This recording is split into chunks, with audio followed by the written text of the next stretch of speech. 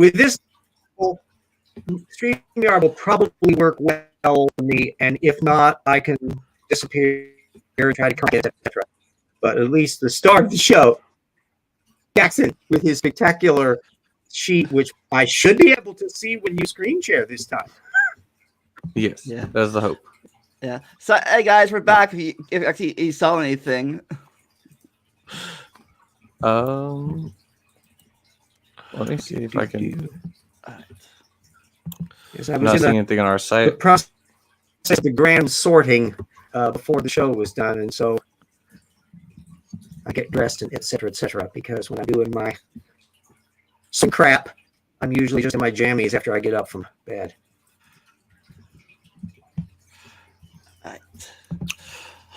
All right, let's back to the game again. Seeing the beginnings of the screen share. Yay! Today, introduce yourself.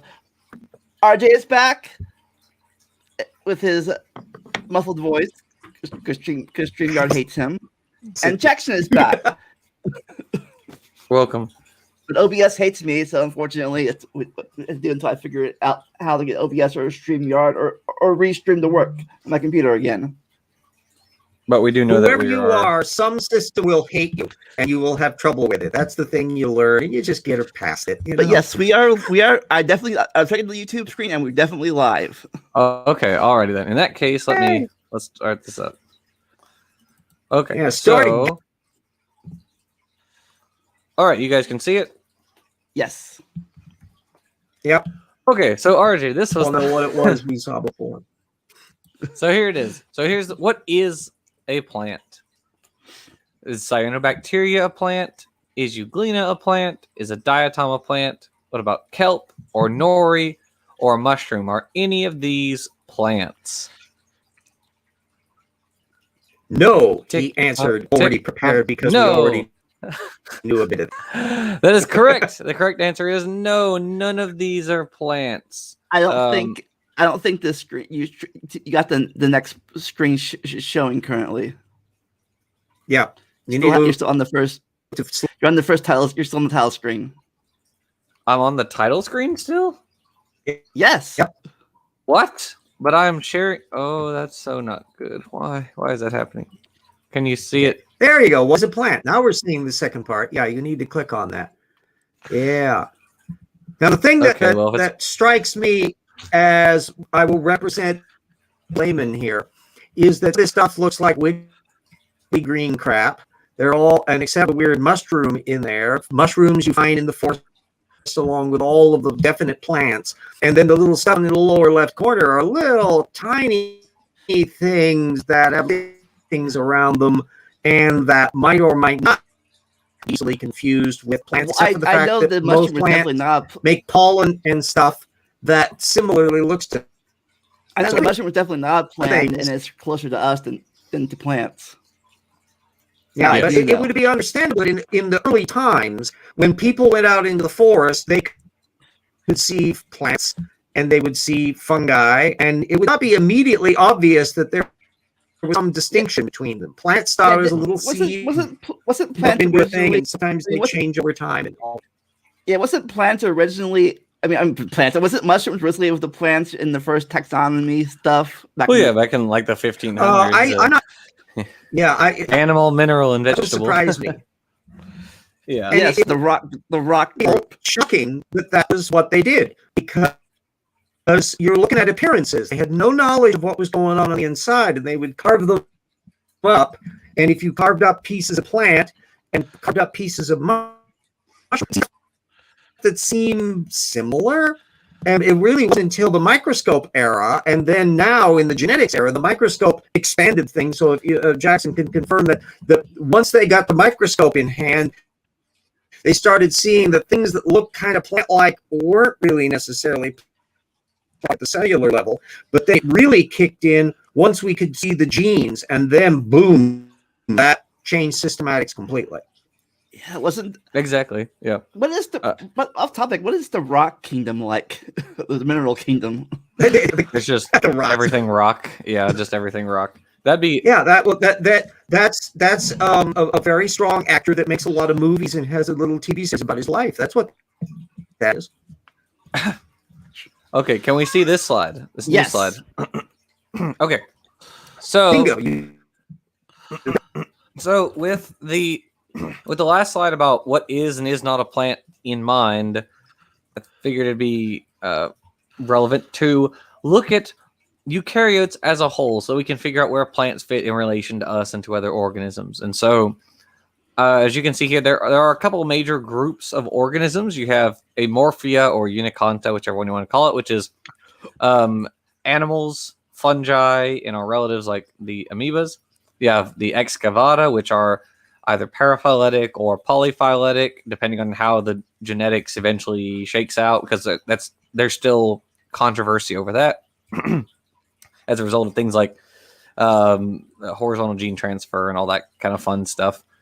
And then on the left side of this tree, you have a couple major groups. You have TSAR, which is also called the Chromista group, which contains phytoplankton, kelp, lots of little protists. And then you have Haptista and Cryptista, which are a couple little groups. And then you have the Archaeplastids. Archaeplastida is relevant to us. But so all eukaryotes are cellular organisms that have membrane-bound organelles and like a nucleus, and they have mitochondria. That's the major features of eukaryotes. So within the Archaeplastida... go back to that previous thing, because I think there's a relevant point on some dots Jack, and stuff. Can you Notice send, little... real fast, can you send Nessie a that? link he wants to join? Oh, yeah. Yeah, remember, as more people join, odds that it will not... let's see whether or not RJ gets destroyed, Dave. The problems I have with streaming. I'll point out that note that no molecular data in 2004, the little black dots that relate to 2004 is now 7 years ago, so things have changed on a lot of that. But you can see how this chart is reflecting a view that was led by what they knew at the time. Now, a question that immediately jumps out of my quick is that phyta word, P-H-Y-T-A. What the? I'll notice that it's in Haptophyta and Cryptophyta and the Rhodophyta and all that. That's about a feature that's being looked at that was or not being regarded as a classification bit. So maybe, what do you know about phyta as a word? I'm not sure. What do we know about which one? I don't. Yeah, that little suffix, the phyta, P-H-Y-T-A. What does that refer to? Because I honestly don't know. I think it's just it's a. Is it plant or let's find out? Hold on, let me look it up. Research. Yeah, that's giving us a clue about why it's popping up in certain contexts and others, because you're seeing the 3 different phyta groups are now showing up genetically very distinct from an evolutionary point of view. Plant, yeah, it's just and plant. that's probably yeah. So see, it's so it's stuff plant. that was perceived as such initially, and that rhizaria and all that other stuff that's going on are groups that take on forms looked off, but I think they're completely off on a different sighting. So that's right. my commentary on that slide. Yeah. Shut him now on to the next. So I do have a question though on that last slide. On the eukaryote thing, I know the chloroplasts are just in the euplastic one, but do all of these have mitochondria? Only like Yes, they all have mitochondria. Okay. Yep. That's a really big feature from which, effectively, once you started doing symbiosis, you can now connect up systems that couldn't do what they can do together. No coincidence that organs that start being much more interesting are ones that have made use of that endosymbiotic process. And the plants kick into first, okay, can anyone hear me? Or the because they do. Can anyone hear me? Yep. Hey, hello. Inside them. So now we move on to, as you saw. Also, can I make one comment about the mitochondria? Like they're are eukaryotes that don't have mitochondria, Yes, but they like but they- Hinagai and monocercomonoides, yes. But by and large, 99.9999% of eukaryotes have Right. mitochondria. But I want to And is it add fair a to trivia say- if you want, if I want, if I can. That those eukaryotes that lack mitochondria, nobody ever invites them over for parties. Yeah, I don't know if they lost it or they lost it, yeah. earlier branch. It was once thought that they were like the ancient eukaryote that didn't have the mitochondria, but now it is recognized that they lost mitochondria and they still have mitochondrial derived organelles like myxosome, or how is it called again? Like hydrogenosomes and mitosomes. Yes, indeed, correct. So within the archaeplastid group, we come to 3 groups, and this is represented as a polytomy here in this because there is a bit of debate over who nests more closely with who. But the important point is polytomy for us word geeks.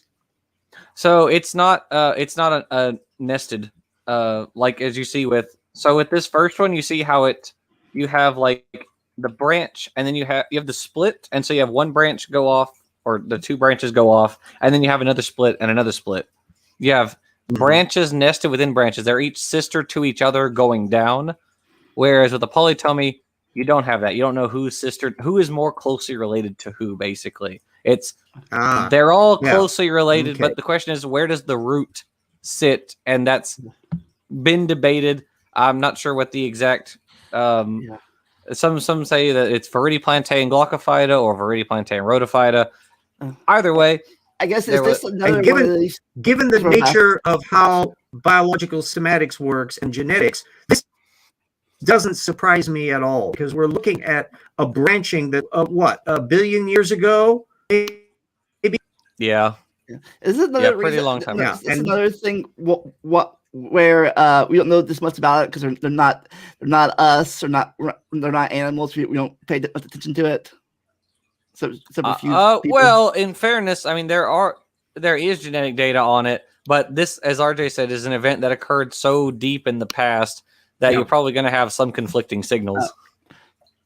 Because every one of the names that you're seeing at the right side of the side are all existing organisms that live today. Yes. So every one of them is tracing a lineage that goes back so far that there's even a twinkle in the eye of whatever's going on back in that.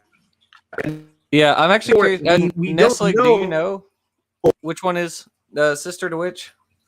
I've seen I'm looking up some of my papers that I have saved about eukaryote evolution. I've seen very recent papers that put the rhodophytes, the red algae, as the basal, the first splitting off, and then you get the green algae and the glaucophytes grouped together. Yeah. Gotcha. But of course, there are still And one thing disagreements we can never be between the certain researchers. of Right, yeah. is whether or not there were branches that were going in the past among common ancestors, some of which led to groups lasted for 500 million years very successfully and went extinct, so that they would no longer have extant organisms today. That would skew our understanding of that, because we would have literally no idea that they ever existed. If you a trace fossil, you would have a thing that looks kind of like something else, and so it would not be able to discern on inside of their biology. Right. Are all these right now, all these clade branches, whatever here? Are we still in the not on land stages yet? Or some Well, I mean, these are all living lineages. Oh, so okay. Yeah, these when they trace back to And I would wager most of them are probably Well, land livers or ones across the boundary. Well, yeah, most of them are aquatic clades, but this and their common ancestor would have been an aquatic organism. But yeah, these are all the living members. These aren't fossil groups. I don't know if we're gonna get to it later, but do all land plants have one common ancestor, or is we will get to that, or is there several? Oh yeah, people. We will in fact get to that. Spoiler. So, second symbiotic event with the bacterium is what defines the archaeplastid, as well as there are some other cellular synapomorphies of this group, but for our audience, we don't really need to go into all that. So just remember cyanobacterium. That's our major point for these guys. So now we're going down the Viridiplantae, the green algae. And so the important point here is that they have chlorophylls A and B, which is what causes them to have their green color. And so as you can see here, we have two major branches of Viridiplantae. We have Chlorophyta, which is a bunch of algae, including the group which you see down on the bottom left, the like Volvox and Chlamydomonas. Those are members of Chlorophyta. And then you have Volvox. Yeah, I had to include that picture because I just love it so much. It's such a really neat little image of multicellularity. Although I think there are some one of the complex, like the more cellular. It's not that linear, of course. Like maybe it's simplified than in this figure. If I remember correctly, like one 16 celled is more closely related to one 4 celled than it is to the 32. Oh, that celled. That may be the case. I'm not entirely sure with this particular image, but that may be the case. Yeah, I think on Wikipedia it shows it more correctly. I think, but anyway. Yeah, it probably is. Yeah. So no, you're probably right about that. This chart is, although on the one side, the Chlorophyta, you've got a variety of little things that look like little wiggly things with little fronds sticking out of them that make them move around. But an awful lot of them, the land plants and bryophytes, I think I just wanted to look up on there. Isn't that stuff up there? Or maybe I'm reading badly. Anyway, bryophytes are land plants. See, reminds me oddly of feather structure. In other words, you have fractal branchings that in this case are allowing for a very effective deployment of those photosynthetic cyanobacteria systems. And why they end up looking like the things that we think of in that, because of the dynamics of those chloroplasts. Yeah. These with these we have a and that's something we'll get into shortly. So we're going to talk about how the life cycle changes as we go from more protist-like algae to more complex algae and ultimately to land plants. And so that's something we'll discuss shortly. And that's something where I absolutely had to do a slideshow because it's going to be like nearly impossible to discuss without a slideshow. One interesting character to note about the green, the Viridiplantae is that, like, normally in the green algae and also in the cyanobacteria, they have like antenna proteins on top of their like reaction centers in the photosynthesis system, and green plants lost that. They have no. I think it's called the phylloxosome. If I pronounce correctly, but it's a very interesting thing to note. Oh, a little devolution there, Nest. Exactly, it's all devolution. It's all devolution. Yeah. Oh, by the way, earlier, I don't know, you mentioned it in our test stream that failed. That another branch of this branch did a double into symbiosis thing. Yeah, so that's the reprise that. That's a juicy piece of information. So the TSAR group, as well as I believe also the Haptista and the Cryptista groups, they did another endosymbiotic event. So you had the original endosymbiotic event, which was the origin of eukarya, where you have the engulfment of the bacterium, which eventually became the mitochondria. Then in the archaeplastid lineage, you had the engulfment of the cyanobacterium that would become the chloroplast. And then in the TSAR lineage, you had them taking over or capturing archaeplastids like rhodophytes, the red algae, and then using that inside of them. So you have a diatom which has the red algae in it, which has the chloroplast and mitochondria in it. So it's like a Matryoshka doll. Yeah. And in fact, some lineages when even because I guess. As I recall, his name, the 2004 phylum book, Valentine. He was knee deep in that. But that recognition that there were tertiary and secondary endosymbiotic events, where an endosymbiont gets swallowed by another, comes as a unit of symbiotes, just giving headaches. Systematics during that. In the last 15 years has been sorting all of that out. Yeah, you even have organisms who have things like vestigial nuclei. So you have the remnant of the nucleus from the green algae, and it's still there in the chromist. And so it's like this is pretty darn good evidence that an endosymbiotic event occurred.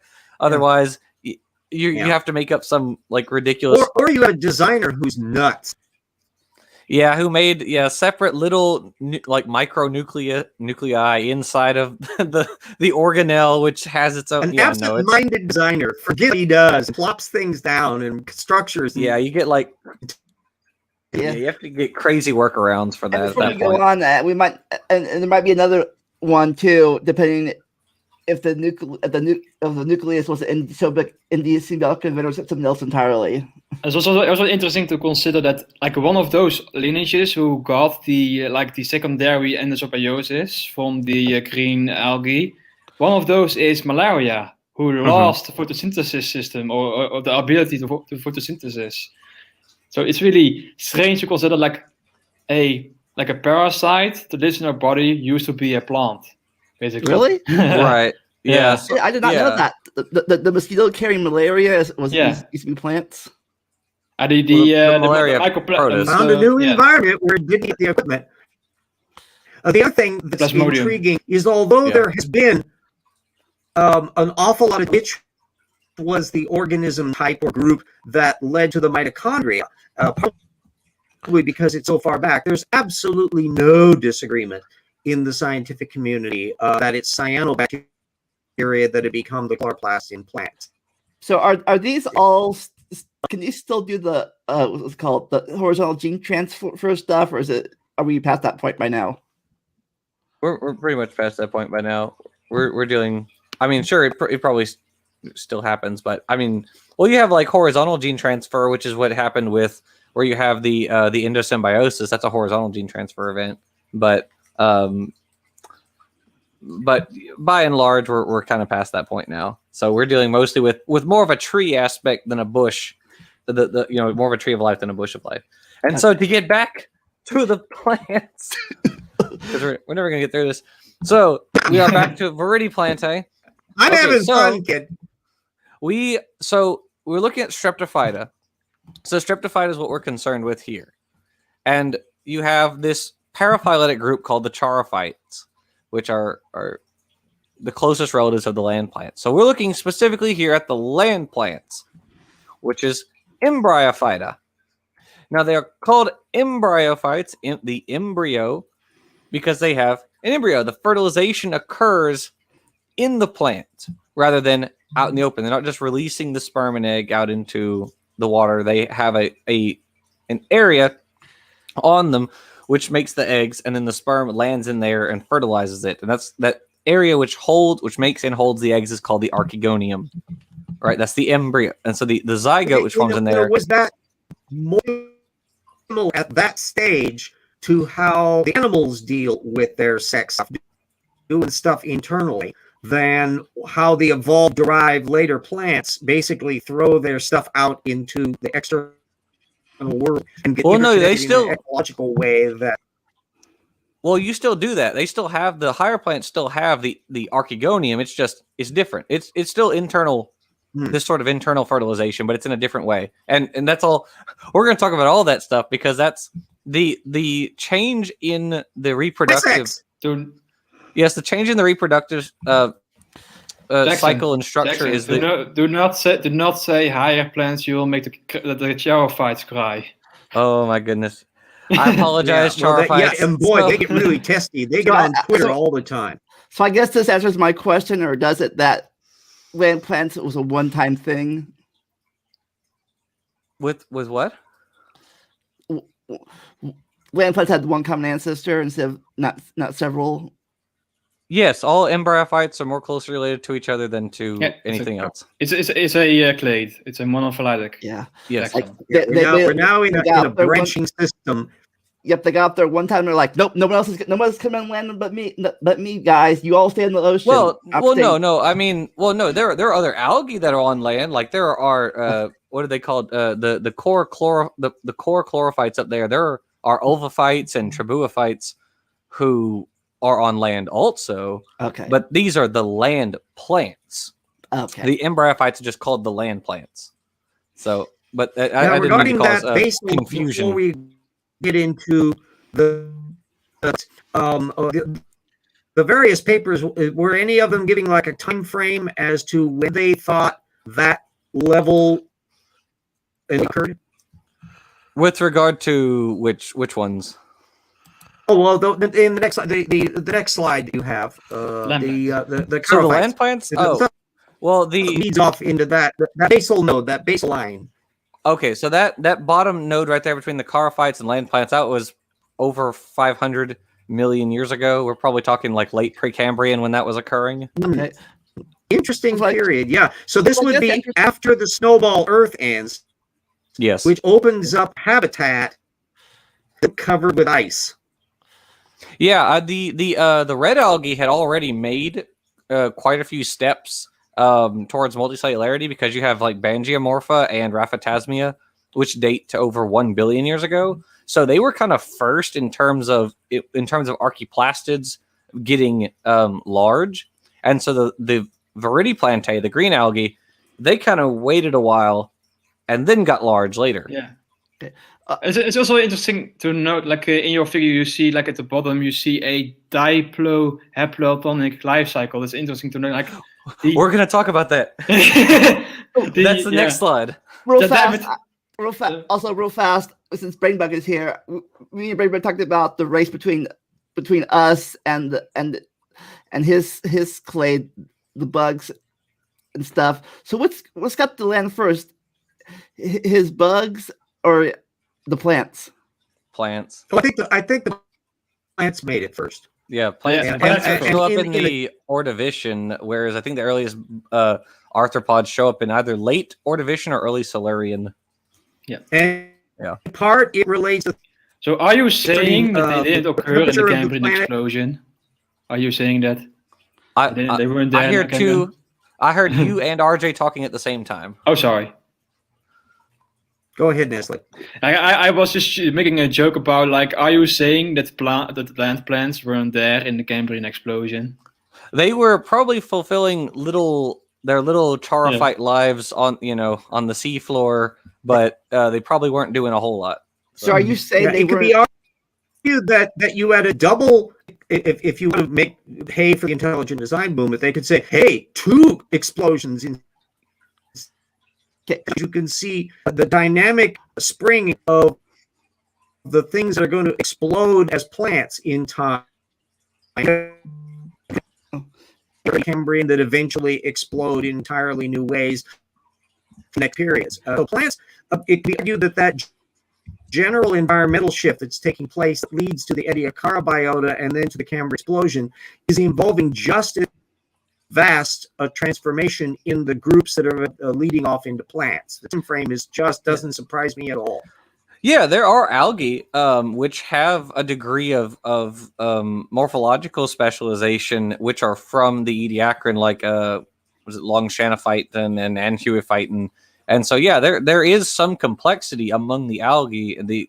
But aside from that, it's like how much diversity was among the algae at that time? Well, kind of the same for animals. Who knows how much complexity there was? Everything was small and soft. For big picture aspect, the general view that I've been seeing is that sexual reproduction in general is a dynamic that organisms in part co-opting the systems that involve all and cell differentiation, connected up with the need to evade parasites.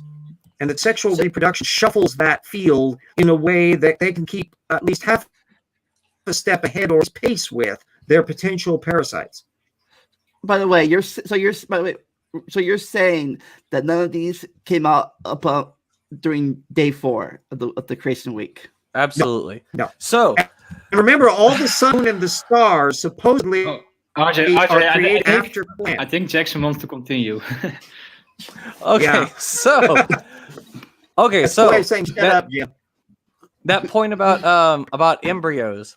So what Nestle pointed out earlier with the diplohaplontic or haplodiplontic, I've seen it either way. It's I don't use either of those terms actually because I think the term gametic is easier, or sorry, sporic is easier. I use alternation of generation, but anyway, go ahead. Yeah, yeah, you're right. Either way, so you have the zygote, which is now in a structure, the Archegonium, rather than being out in the open water, right? We're not just releasing all of our gametes into the water and doing external fertilization anymore. Now we're doing internal fertilization. And this is important because this is one of the big steps that makes plants. And again, there are other cellular little differences between chlorophytes and bryophytes, or chlorophytes and embryophytes, but this is really the big one. This is why the land plants are called the embryophytes. And most of these are wind plants, not. No. Well, yes and no. It depends on which clade you're looking at because there are wind pollinated gymnosperms and angiosperms and ferns and lycophytes. But predominantly for your bryophytes and your lycophytes, as we'll see, this is mainly occurring due to water. Okay. It's like rain. They're living near water or partially in water, and they're very low to the ground. So rain is like washing the sperm onto the Archegonium, thus fertilizing which is the eggs. Understandable dynamic from organisms that were starting out with a water-based environment anyway, that are now moving into a new niche that leaves them separate from potential things that's going to munch on them. Correct. Yes, then that is absolutely correct, and that will lead us. Henriksen has put in a typical creationist trope. Wait, what? Who?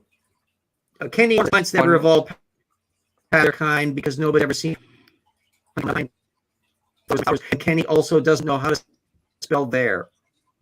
RJ, I'm having a hard time hearing you. I don't know if it's just me.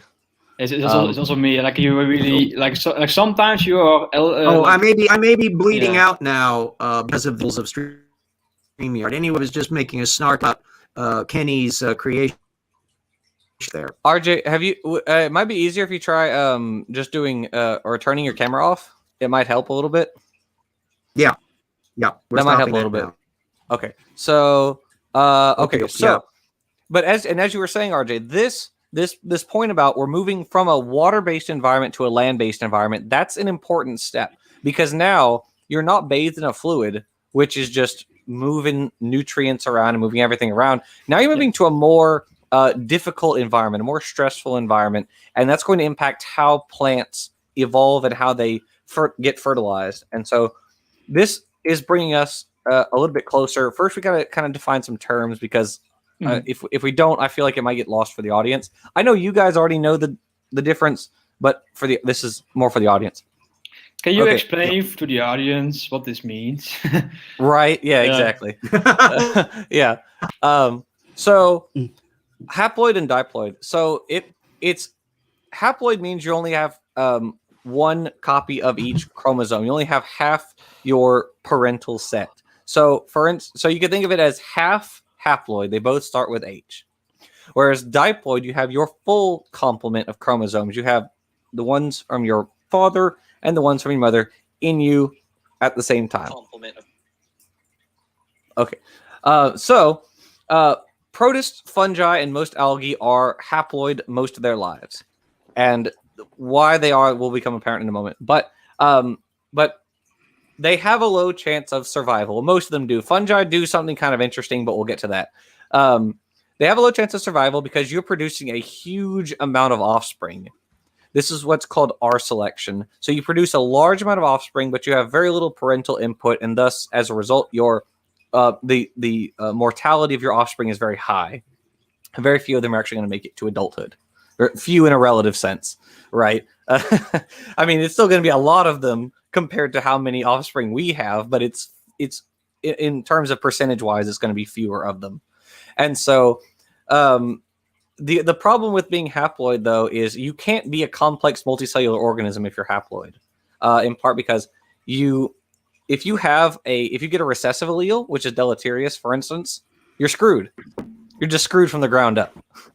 So by having two copies of each chromosome, or 3 or 4, however many, you lessen the likelihood that you are going to get a deleterious allele that just screws you completely. So is this like the difference between sexual and asexual? Not necessarily. You can be either asexual or sexual and be both, or be either one. You don't have to be. You can be haploid and be asexual, or be haploid and be asexual and be haploid or diploid. Sorry.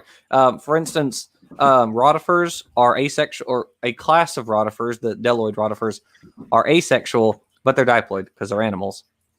And so you can be asexual and be either. It doesn't really matter. But when you do sex, you have to recombine, or you have to combine your haploid gametes to form a diploid zygote. You have to do that at some point. So for a point in your life, even if it's a very short point, you are diploid. That's the point. And so that, did I answer your question? Yeah. Okay. So here's where things start to get complicated. They haven't already. So all this was simple before. This is also was kindergarten level. Now we're going to middle school level. Right, exactly. So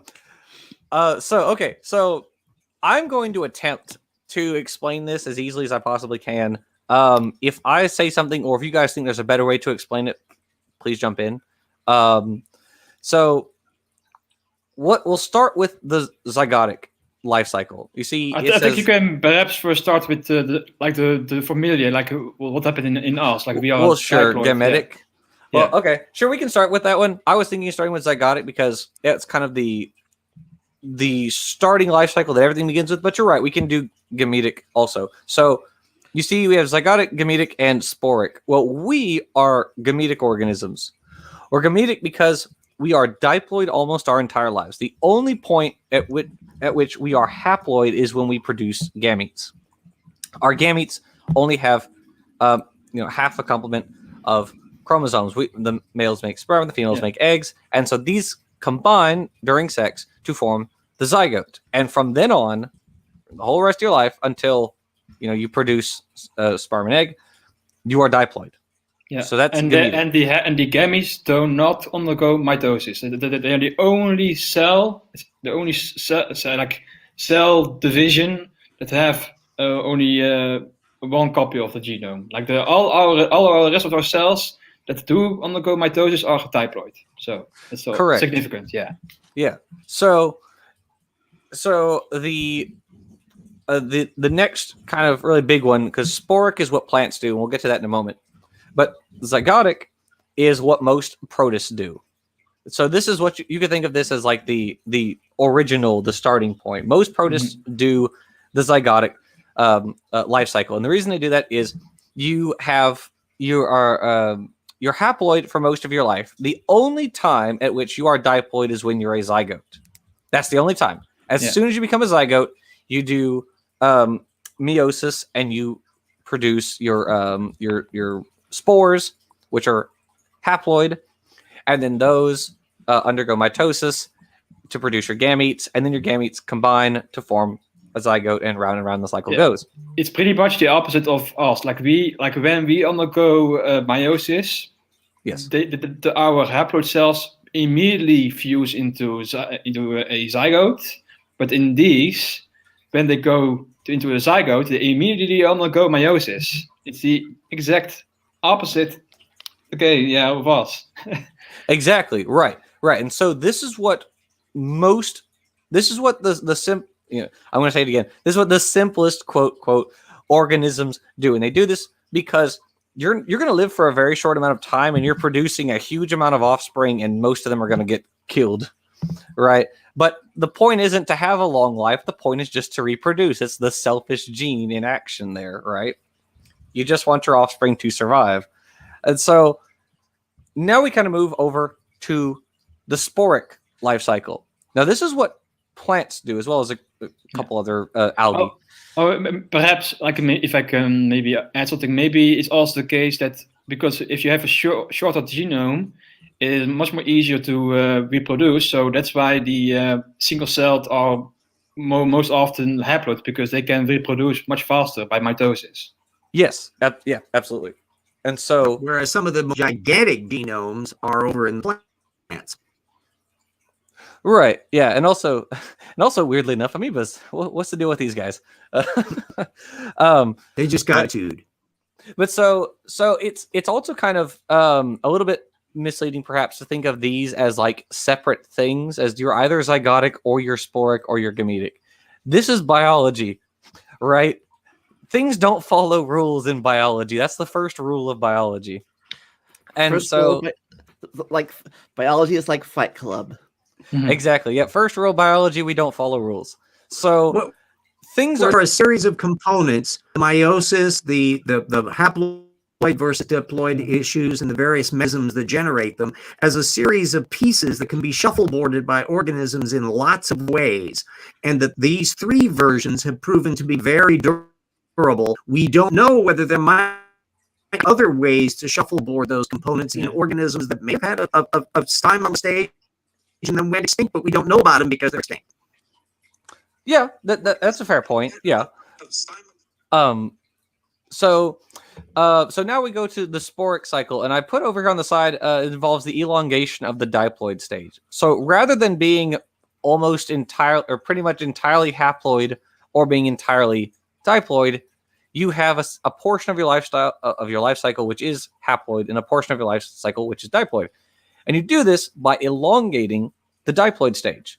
Now, as I put here, by mitosis. Yes, by mitosis. Yes, you have your spores and they're undergoing mitosis, so they're growing into a structure rather than just being little unicellular spores.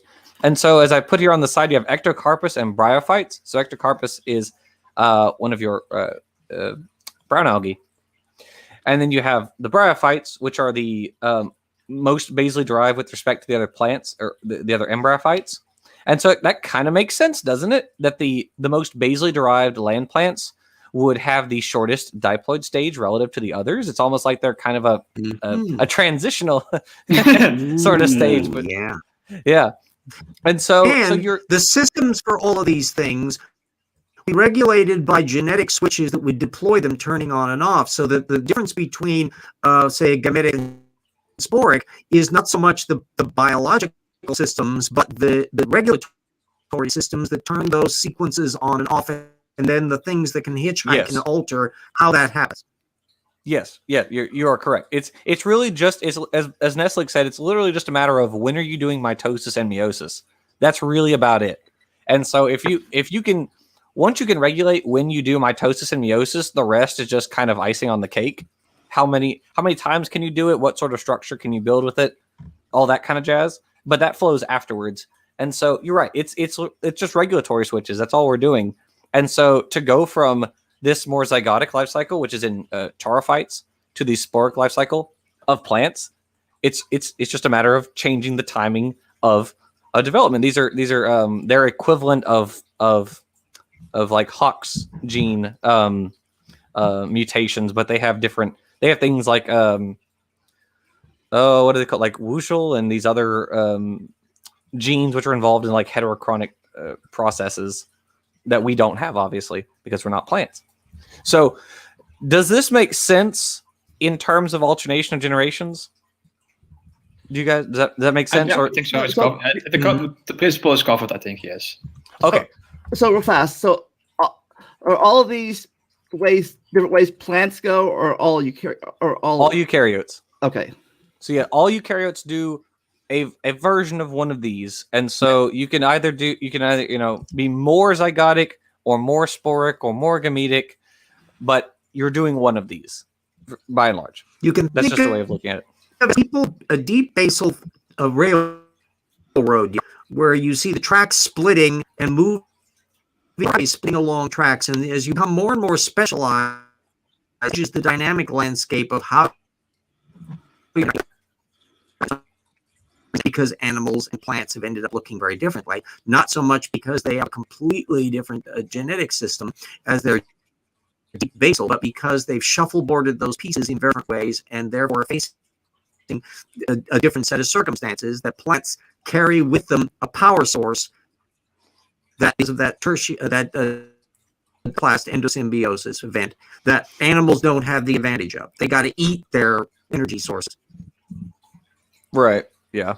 So Mainly, mostly the plants. yeah, mostly the plants. So okay, so I think we've covered alternation of generations decently well. Unless you have any questions from the audience, which field those, of course. Yeah. So one thing to remember from here on is the imbalance between the Sporophyte and the Gametophyte. Like in the Bryophytes, so the non-vascular plants, the Sporophyte, the Gametophyte stage dominates because Yes. Yes, I think so. Yeah, right. Oh no, the the Sporophyte. Yeah, the Sporophyte Yeah, dominates, Sporophyte dominates, and you yes. have your short Gametophyte. So you are getting. So we are progressively elongating our diploid stage. Oh no! It is the Gametophyte. The Gametophyte is the haploid. The haploid stage dominates in the Bryophytes. Yes. Yes, I'm sorry. You're right. I'm getting confused myself. Okay, here we go. Yes. I also get too confused sometimes. we will come Yeah. back to this.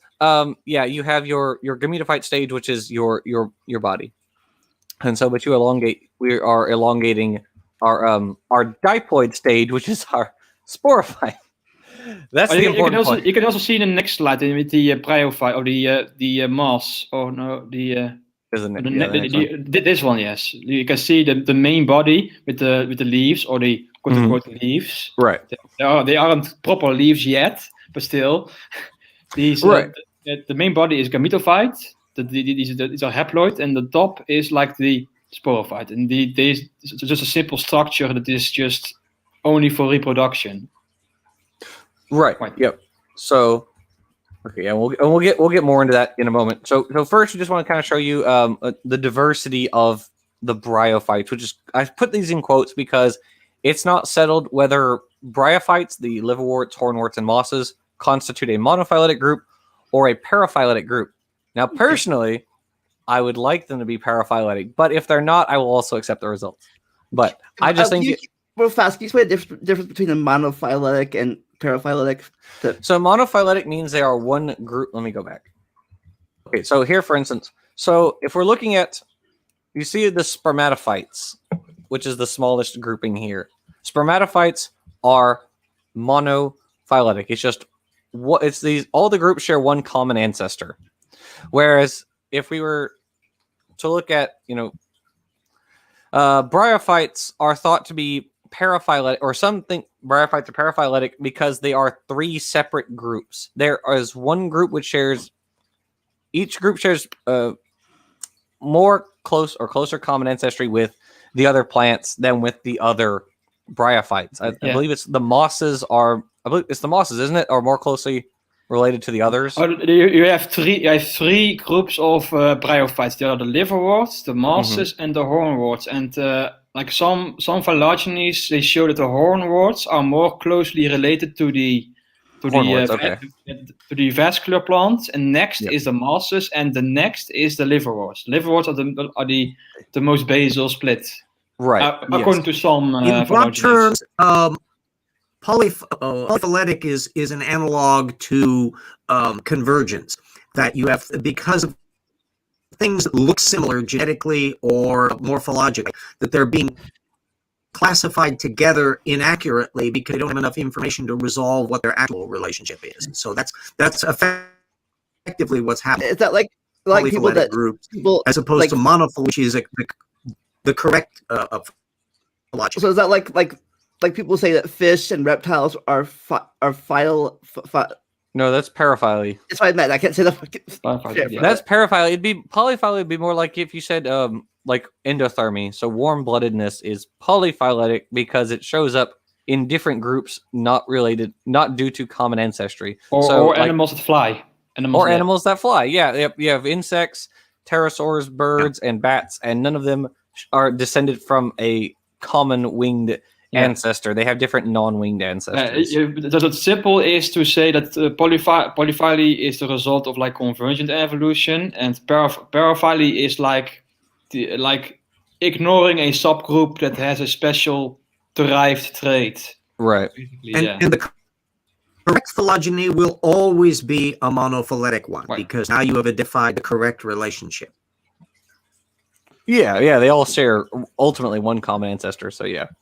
So the earliest land plant remains are spores, which date to the Ordovician. So that is when we see the very first evidence of plants on land, and we're probably bryophyte spores because we don't see the earliest ferns and other things until later.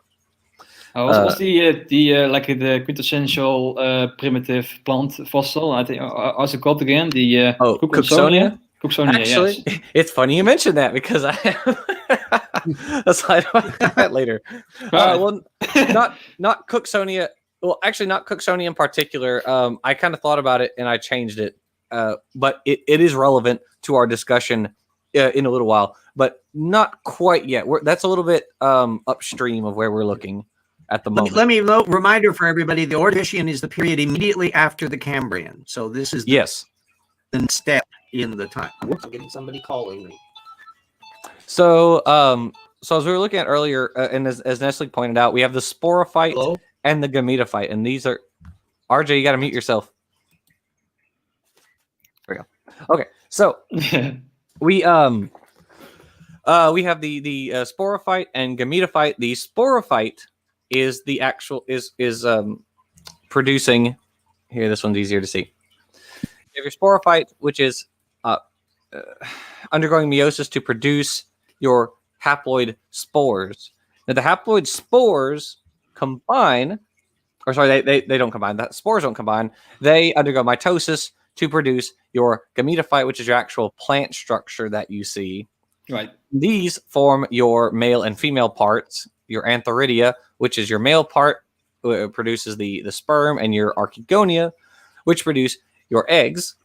And so your sperm are going to go down in the Archegonium, and they're going to fertilize the egg, and you're going to have a zygote, right? You're going to have, which is going to form your embryo. And as the figure excellently shows, is that the reproduction, like the fertilization, is highly dependent on water. So that is why you often see bryophytes in very wet and moist environments. Exactly right. Yeah, exactly right. Yeah, they are like the amphibious analog to like the amphibians in our side of the life. Yeah. Basically, yeah, you have this character that, so you have your totally aquatic guys like your charophytes, then you have, unsurprisingly, an amphibious group, and then you have your totally terrestrial guys. And so it absolutely makes sense from an evolutionary perspective why we have this sort of these guys who are largely, though not totally, reliant on water now. Yeah. And so only for reproduction. The same with the amphibians. They can live on land. Well, heck, I mean, even we are reliant on liquid for reproduction. You know. Yeah, you're right. But we store it in our body. So yeah. Indeed, yeah, which is an interesting point. Actually, Neil Shubin talks about that in The Universe Within, and so it's like, you know, at some point we're all reliant on liquids because liquids are very useful in facilitating the movement of materials, and so we now have changed that dynamic system. We now have will then allow different forms of organisms to spread on depending upon how they handle water. Exactly. We now have 2 YECs in our chat. Who's the other one? Right. Mark Baker. I don't know who that is. I don't really care. Anyways, and one of them seems to be a flat earther also. So yeah, ignore him. So yeah, we're gonna ignore those guys. All right. Yeah. So this is the other thing that's important about this group. So as you guys can see in this picture, what we have here is we have the body, the thallus of the plant, and at the top you have one single sporophyte, right? Just one, and it has its one sporangium on it. So the bryophytes, regardless of whether they're monophyletic or paraphyletic, they have this one sporophyte on the end with one sporangium. Yeah, and they also have like a very simple root system. Like it's not a proper root yet, but it's a rhizoid. Yeah. Yeah, the rhizoids. Yep. And so you have, and so you have this very simple system, which, I mean, you know, it's simple in quotes, but it also works because evolution is not about what is the best, how can we make things more complex. If it works, it works, and it's going to stick around until something kills it off. That's just how evolution works. It doesn't have to be uber complex. Is basically the power system for the display mode for its sexing. I'm sorry, RJ, I didn't catch that. It was you were roboting. Oh, it was the power plant that drives that single sex organ generation. The power plant? Yeah, the photosynthetic system. Yeah. Yes. Yeah. The photosynthetic system. You have your chloroplasts, and these are in the gametophyte. Yeah. And so the gametophyte is using this extra, energy system, and so that's what's going on in there. This is also the important point to drive home the point that the gametophyte is like the main function is to grow and absorb sunlight, and then the sporophyte is just reproduction. Like it doesn't have any green tissue, if I'm not mistaken. Right. Yeah. Yeah. Absolutely. Yes. And we'll see that again as we go on to the later plants. Yeah. And so this point here with this slide, I probably should have switched them, but yeah. Oh well. Water under the bridge. So the important point here is that you have this one sporangium at the end. You have one sporophyte on here and one sporangium.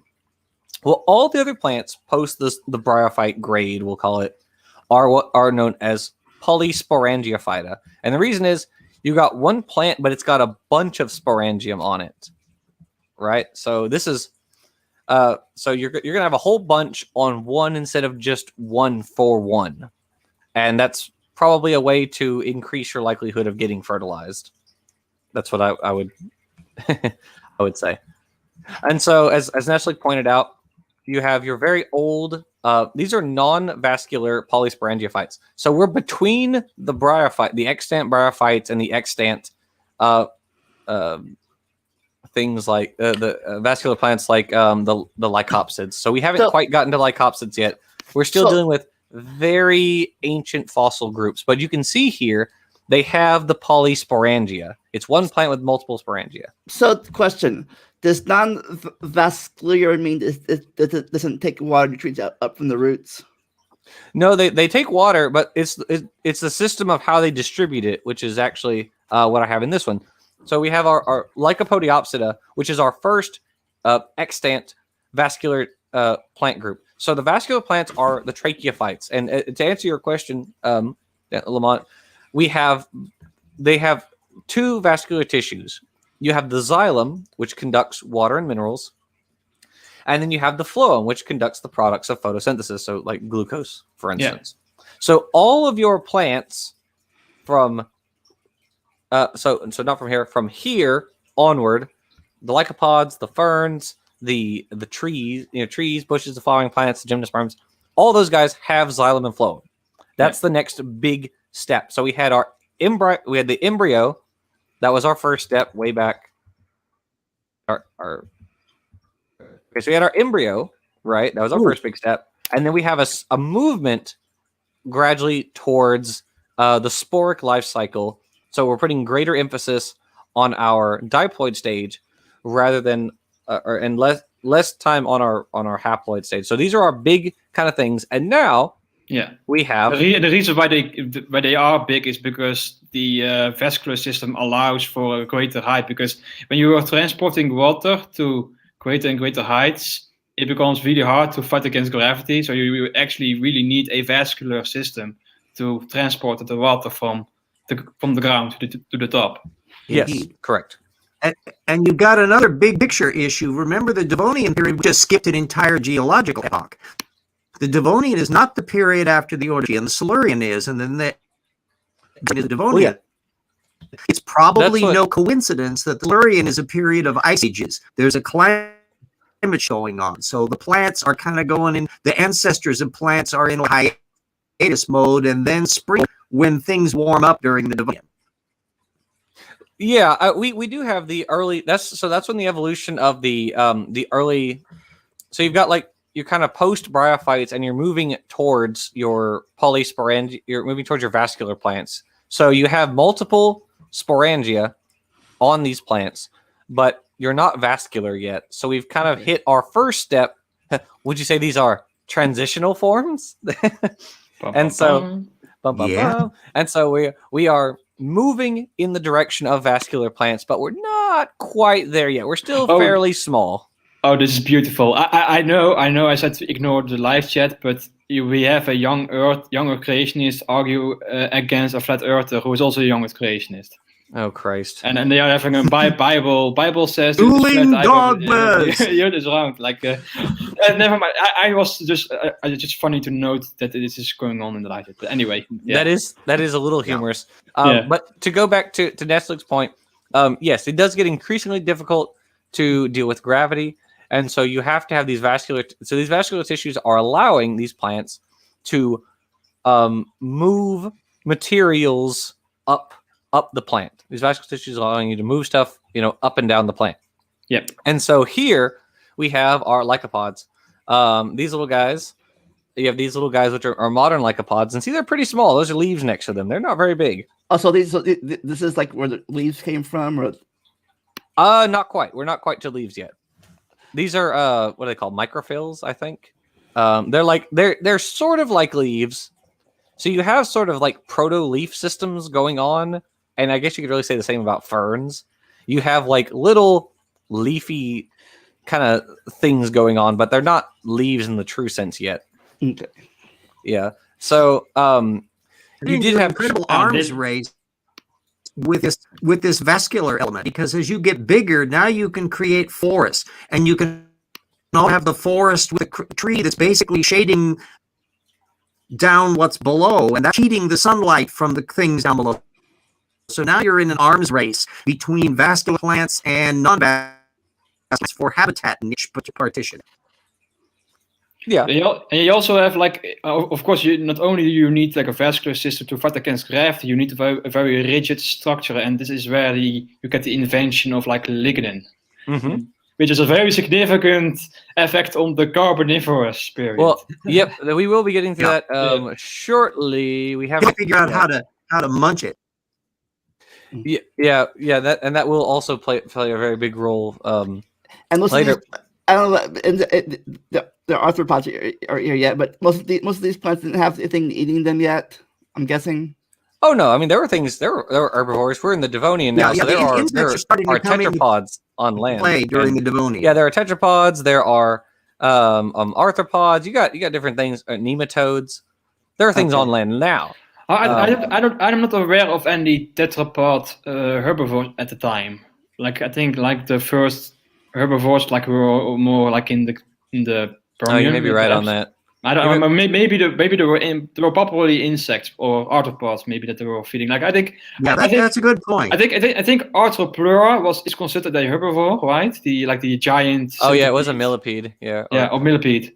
Yeah. Yeah. Yeah, you're probably right about that. That's also at part the very least. There are arthropods and nematodes of the animal who are munching plants. endosymbionts that they need gut bacteria and processed plant material. Yeah, it's probably the earliest tetrapods were either Carboniferous or Permian. And so, but at this point, you just got little guys, but nothing can degrade lignin yet, which will be problematic later on. And so some of the lycopods in the past got pretty big, like Lepidodendron. So you had a whole like forest of trees that were not trees. There were lycophytes. They're club mosses. Which we're talking like 100 feet tall, as I recall. So basically, trees, they were not trees, they were club mosses, which are not mosses either. So this is kind of like convergent evolution thing. Yes. Yeah. Names are confusing with plants always. These would have been like the first large plants. Would have been the lycopods. Yeah. The Gymnosperms weren't coming on the scene until a little bit later. Megaflora. Yes, I have invented a new name which sounds awesome. I do like it. I like that term, Megaflora. Megaflora. Yeah. But we know of Megafauna, we never say Megaflora, I think, right? Or is it? Yeah, I guess you're right. I haven't thought. Yeah, I haven't really thought about that, but that is.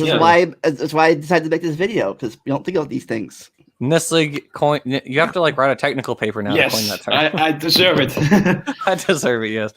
So now we're looking copyrighted. At anyone who uses that term owes me $5. Yeah. So now we're using we're going to the Lycopod Lifecycle. So now things are a little bit different because we're not just depositing spores, which are all the same size, or they're not growing into like their own little Yeah, there's yeah, a they're- Wikipedia page on Megaflora. Damn it. there is. Oh, I'm sorry, Nestlig. Maybe you can still buy the word, like Candy Crush tried to buy the word It is candy. foiled you know? again. But anyways, so now we're not dealing with spores, which are the same size anymore as we were previously with our Bryophytes and with Chlorophytes and all those guys. Now we're dealing with spores that are different sizes, our microspores and our megaspores. And so the microspore, so you have your microspores, which are on your Sporophyte, and these are undergoing mitosis to form your, or to, in essence, become, I guess, the Gametophyte, which then produces your sperm and your eggs. Okay, so spores and seeds aren't the same thing then. Seed. Well, we're not even dealing with seeds yet. That's later on. Oh, okay, right. Seeds haven't been around yet. Okay. Yeah, seeds aren't around yet. We're still dealing with spores and a particular type of sperm and egg, or well, it's really just a sperm that is going to change, because the earlier sperm were more like kind of the ancestral Chlamydomonas rather than something like pollen. Pollen is also a development that we'll come to later. Yeah. Right. Also, but right. It's almost like things start out change. We can also note not a significant difference. Like, remember that in the Bryophytes, the Gametophyte was the green part, the main part, but here the Sporophyte is the green part. The diploid stage is now the photosynthetic stage. Yes, yeah, we are moving. Yes, so we are moving in the direction of having increased reliance on our Diploid, yeah, on our diploid stage, as we're dealing more. We're not relying on water alone anymore, right? We're moving away from the watery environment, getting more onto land, and so It opens up new habitats. yes, it does. And so you have your microspores and your megaspores, and your megaspore is what's going to undergo mitosis and produce your eggs, and your microspore is going to undergo mitosis and produce your sperm. And so then these, of course, your sperm are going to leave, and then they're going to enter the Archegonium, as we've already covered over and over and over, and that's going to become your zygote, right? And then you grow and you become a grown plant, and you do the whole thing again, right? So again, we're still relying on the Archegonium, the embryo, to as part of the process, so that we can produce a new plant, right? Is that all good? Yes. Okay. Okay, so the Manilophytes. Now we are to the Ferns and Horsetails. So these are the last vascular plants that we're going to talk about, who utilize spores. They do it kind of differently than. I do have a question though. Again, I know that you're at this. Can plants fertilize themselves, or do they need to have a separate plant to have their babies? No, yeah, you can have selfing. You can do that. That's what Mendel was doing with the pea plants, wasn't it? He was doing like selfing versus crossing. Okay. Wasn't he, Nestlig? Am I getting that wrong? Yeah. Yes. I'm getting that wrong. Or I think he had selfing, right. Yeah, versus crossing, and he was looking at the distribution of traits as you do those two things. But yes, you can fertilize yourself, but you don't want to. Because I didn't know if that would be like what's it called? Less diversity and more chances to have parasites and stuff you're doing to yourself. Well, yeah, you're giving yourself, you're giving yourself. They're actually plants who like, it's much later, of course, it's flowering plants, but there are some flowering plants who prevent outcrossing by keeping their flowers closed, and they just self-fertilize that way. Yeah. Yeah. You're right. Yeah. Some do that. And so, but I think in general, you want to have outcrossing because you want genetic diversity, because as you guys are talking about, it prevents parasites and all sorts of other things. You have increased chance of adapting to an environment and blah, blah, blah. Right. Oh, so in general, I remember having read an article about like the explanation of why some plants prefer outcrossing and why some prefer like selfing. And I think it was like Darwin had that explanation for that, and he was proven right. I think I have to look it up, so I will be back for that. Yeah, I don't remember. Yeah, you got some hermaphrodite plants, and so you got some bisexual flowers. Things really exciting. Yeah. There's a lot of sexy stuff going on among plants. So here we are again. So let's compare this. So here we have our. So let's think about this. So we have our Sporophyte, which is now large. It's not the Gametophyte, which is doing all of the heavy lifting in terms of photosynthesis anymore. The Gametophyte is short-lived. Our Sporophyte is our big thing now. So we're largely diploid. For most of our life, we're diploid now. We are going in this direction of more and more emphasis on being diploid, because we're dealing with these highly variable environments. We're not in a watery environment anymore. We're getting more complex. It's not just simple bifurcating algae anymore. Now we're in a different system, and we have different parts, and we're being more complex, and so there's increased reliance on the diploid rather than on the haploid. And so here, we have our mature sporophyte. We'll just start there, who is producing spores in their sporangia. And so they are releasing the spores. The spores land, and they undergo mitosis, and they produce the gametophyte, which is small and has little rhizoids. But this then forms your Archegonium, which is making your eggs, as we've already seen, and your Antheridia, which is producing your sperm, right? And so you're releasing your sperm again, and you're getting your Archegonium, the egg within the Archegonium fertilized. So we're still doing the same thing. Then you form your zygote, and your gametophyte, and your sporophyte is now growing out of your gametophyte. So the gametophyte is only existing long enough for you to get fertilized, and then you spend the rest of your life as your sporophyte until you want to make your spores again. So if all of this was took place in a big organism, we'd be calling it Sigourney Weaver, because it would scare the shit out of us. It's really weird to think about, like, if you want to, like, analogize this for humans, think about, like, you're an adult. So, like, two adults have a baby, but the baby doesn't grow up and then has its own babies, and then those grow up to become adults, if you want to think about it that way. It's real weird. Yeah. It's a good thing we humans, I'm very glad humans don't go through that. I'll just say. So these are the last guys we're going to deal with who actually, like, are releasing their spores. It's the manilophytes, the ferns and the horsetails. From now on, we're going to be dealing with the seed plants. And the seed plants do things a little bit differently.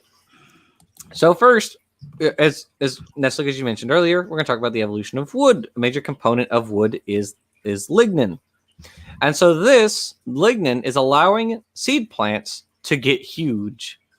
And they not only are they getting tall, they're reaching deeper into the soil than had ever been done before. And this is having drastic consequences for everything else, including them eventually. Yeah. And so what they do plants rule the earth. So are these the plants that became still rule the earth? The coal that we use now? No, that's even later. Okay. And then that's in the Carboniferous. Not even there yet. Okay. I know. Yeah, so plants are spreading right down the line. Yeah, plants are spreading at this point, and they're getting into colonizing like the really big niche. They're spreading all over the place, and as a result, their roots are reaching deeper into the soil than any plants had previously. Because as we talked about, plants before this point have like rhizoids, so they're kind of on the top. They're not like the real roots, which are digging down deep. And the reason is, well, if you're not getting very big, why do you need really sturdy roots? What would be the point? And so now we have plants who are digging down, and they are causing minerals to be leached from the soil. So when it rains and the rain is washing the soil away, this is ending up in bodies of water, or it's ending up in rivers. Okay. And then this is being So at this point, we do have soil now, not just rocks. Well, we have. We had soil, yeah, but We had more- soil, yeah. Yeah, Okay. but it is more accelerating the bedrock beneath it, I think. Yes. Yeah. Yeah. So now you're so and now they run you're- amok because there's functionally nothing to stop them, because there aren't bugs eat these very fibrous plants. They're in an environment where they got relatively few predators, and the plants just go hog wild, and they have a disaster.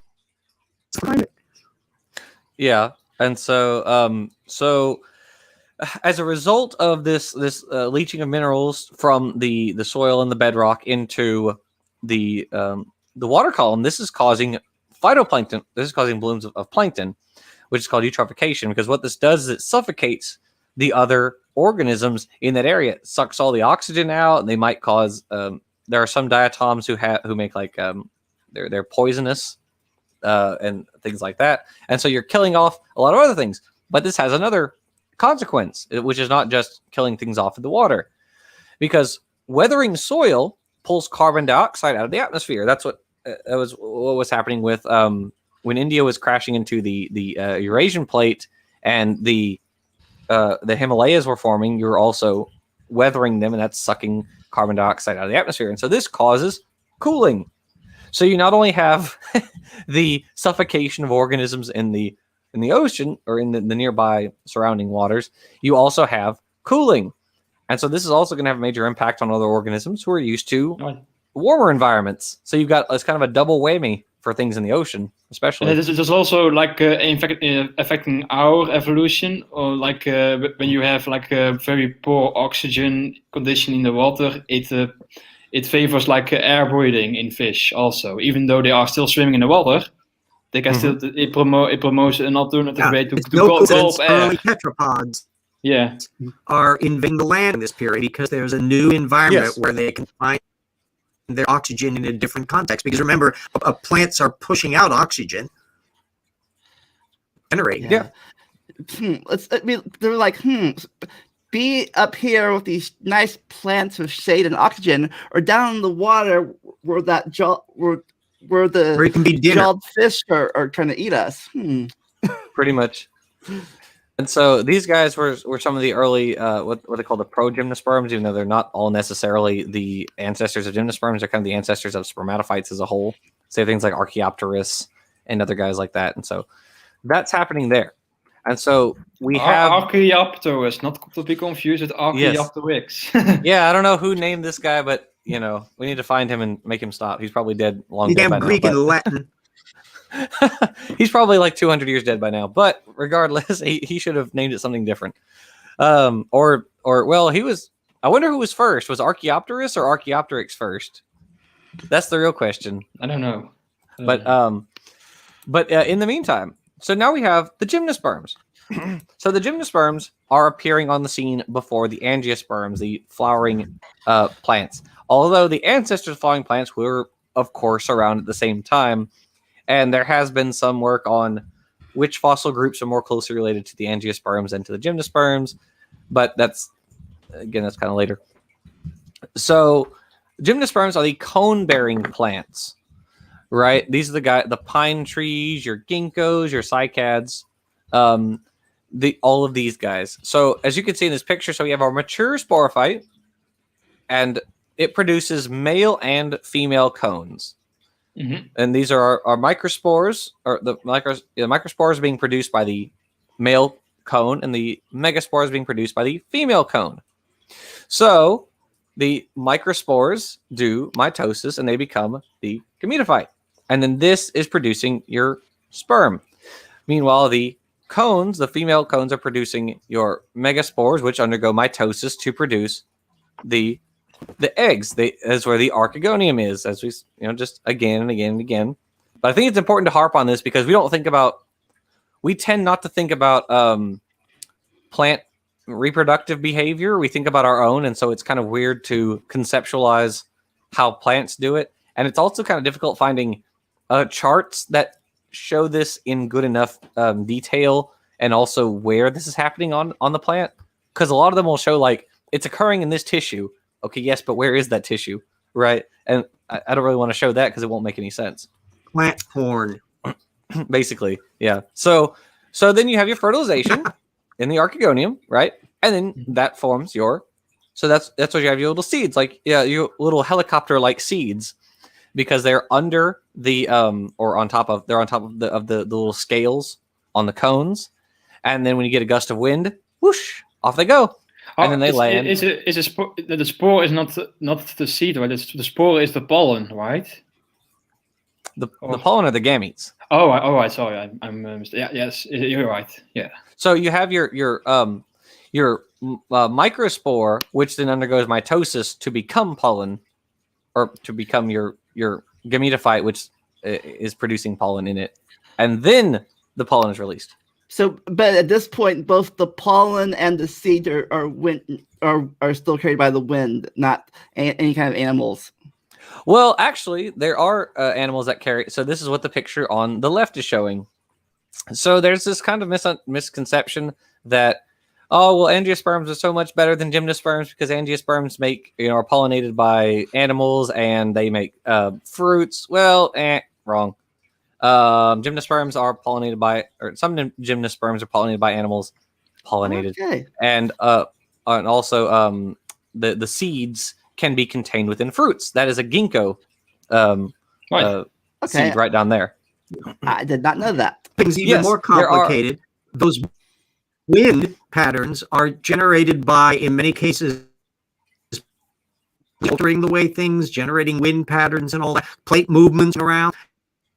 So there's a picture regulator as to the winds that ultimately play a role in how successful wind-borne seed dispersal is. Yeah, that would actually be a very interesting, sort of thought experiment. Like if the wind pattern were different, how would that affect, the evolution in different areas? Right. I think that'd be kind of, or at least their biography. Yeah. Their geography and all that jazz. So, but so is it complicated enough for you yet, kids? Because they're actually probably the most successful group of angiosperms are wind pollinated. That's the grasses. Right. They're not animal, pollinated. They're pollinated by the wind. They're super successful. Obviously, look outside. And so, and that's probably partially due to the way that they do photosynthesis, which is a special, how's it called again? The C4 or no, or I don't know. Well, they could be C3 or C4, I think. Yeah. Can't they? Yeah. But I think modern grasses are mostly C4, aren't they? Yeah. Or most modern grasses aren't they? And they grow either extremely way, fast. They're very successful. Fast. Yeah. Yes, they grow extremely fast, and so they're extremely successful. And so, so it's not always about being pollinated. There are gymnosperms which are pollinated by weevils, which are a group of beetles.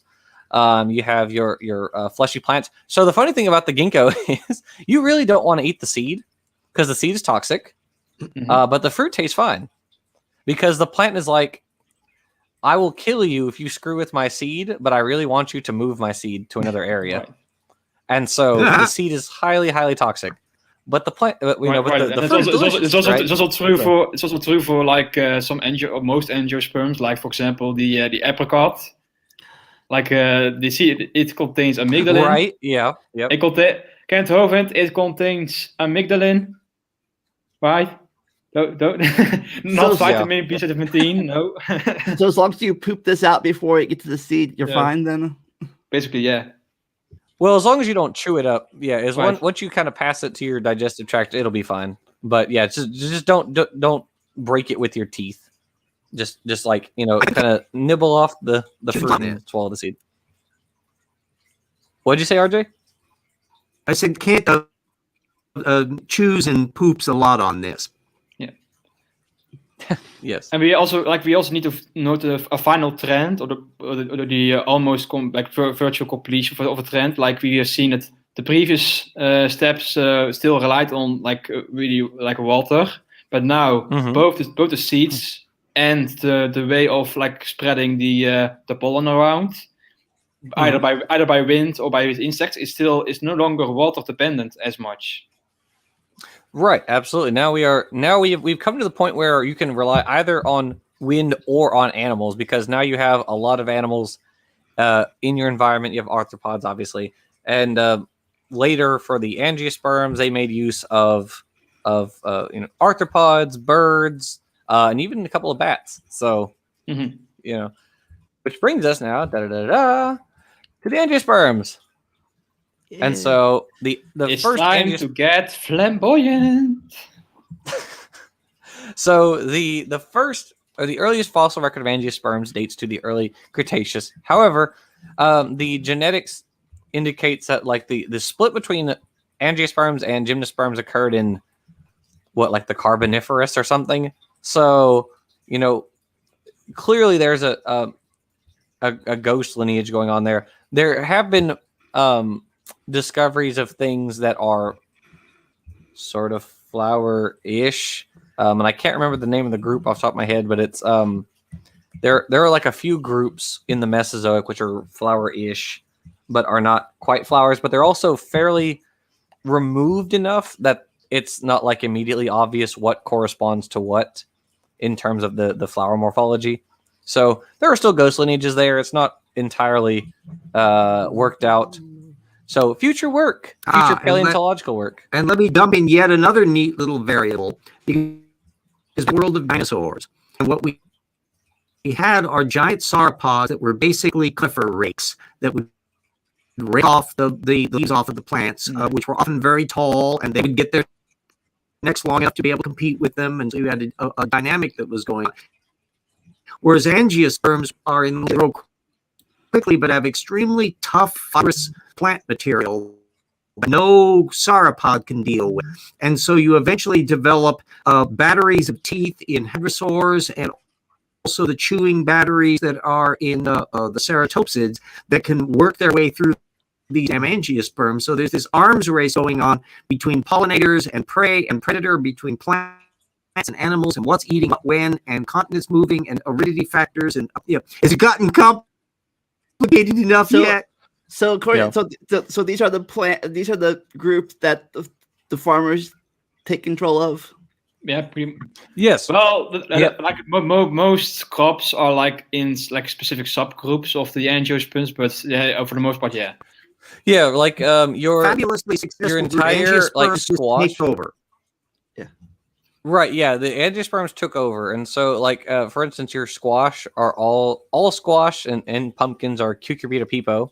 Yeah. For instance, all like most vegetables like cauliflower and broccoli and cabbages and Brussels sprouts are all Brassica oleracea, and like lots more of them, lots more. And so yeah, most of your cultivars, I believe is the word for it, are like a couple of species, most of them.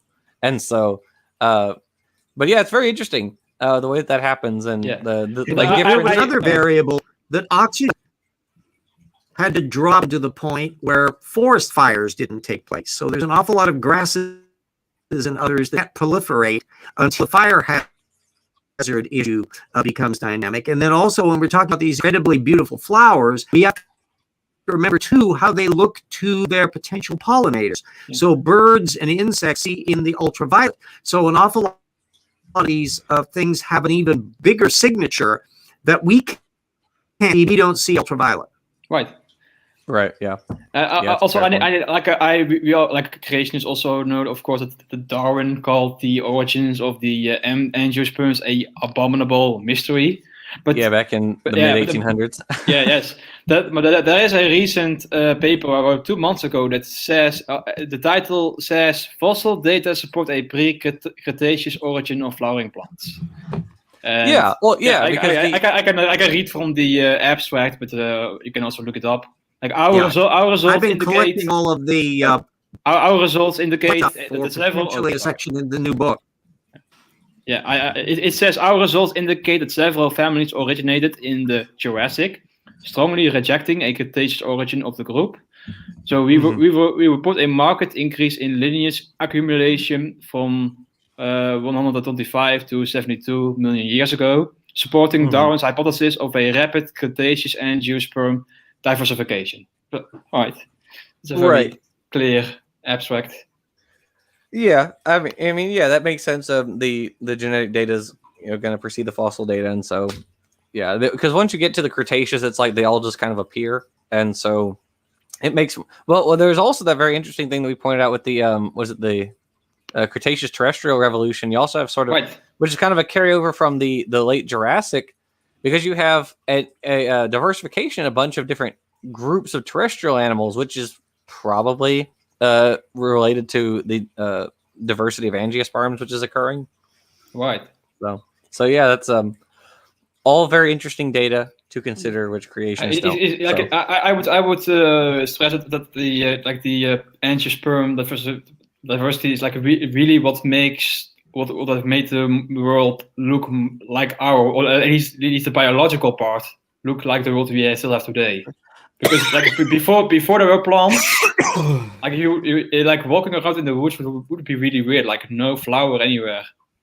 Yeah. Well, and no grasses. No grasses too. Yeah. I do have a question about angiosperms. Ferns. Angiosperms now, mostly nowadays are majority plant things.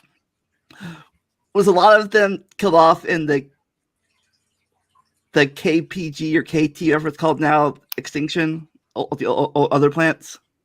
Of the plants, some plants were, but they rebounded. And there's actually studies about in specific localities how the plants rebounded across the KPG boundary. Yeah, it's also like angiosperms and generally speaking, plants and insects are more resilient.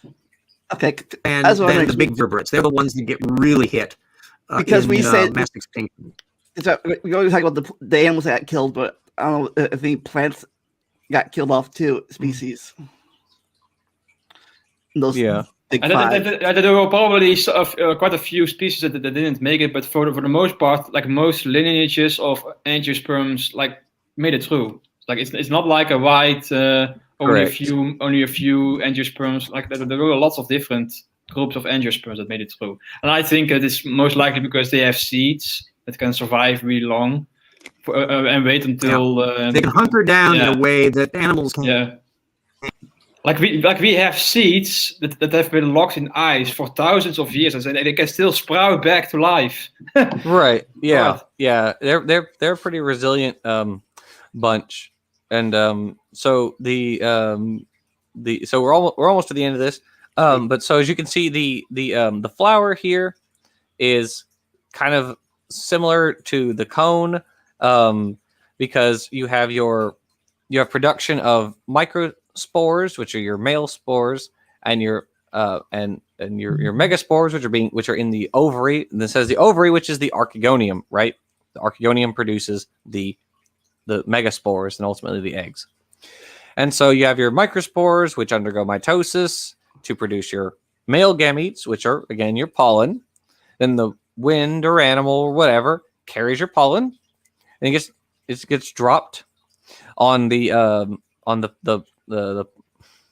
style, and then that goes down your pollen tube to fertilize one of your eggs, and then that forms your zygote. As in the Archegonium, as we saw with everything else, and that forms your seed. And then we have something interesting: the fruit. So how exactly? And so, like with our ginkgo, you have your fruit. And so I really like this picture because it directly compares the apple to the flower. So you can see the sepals, which are the little leaves under the petals.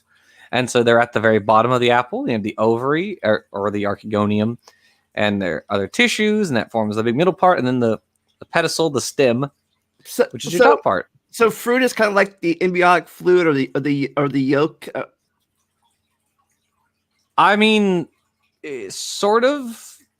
I mean, it's kind of hard to sort of analogously compare it like that, because it's the bubble wrap and plastic shrink wrap of sex organs. Also, like you said that the ginkgo has a fruit, but I don't think it's technically a fruit, because like a fruit is like the derivative of the how's it called again? The flower. No, the ovule. The Archegonium. No, the Archegonium. That's what it is. Well, the ovules are what are getting fertilized. They're in the ovary. I mean the carpels, like the ovary basically. But the part like a fruit is derived from the part that contains the ovules. Yes, but that's so- just the Archegonium. Yeah. No, I mean, like you see the pistil. Yes. You have the bottom part that contains the ovaries and the ovules. That is where the fruit comes from. Yes. Technically, Yes. and sometimes we have, like, for example, strawberries. We call it a fruit or berry. Berries are fruits also, but still, but the strawberries are not fruits and no berries, because they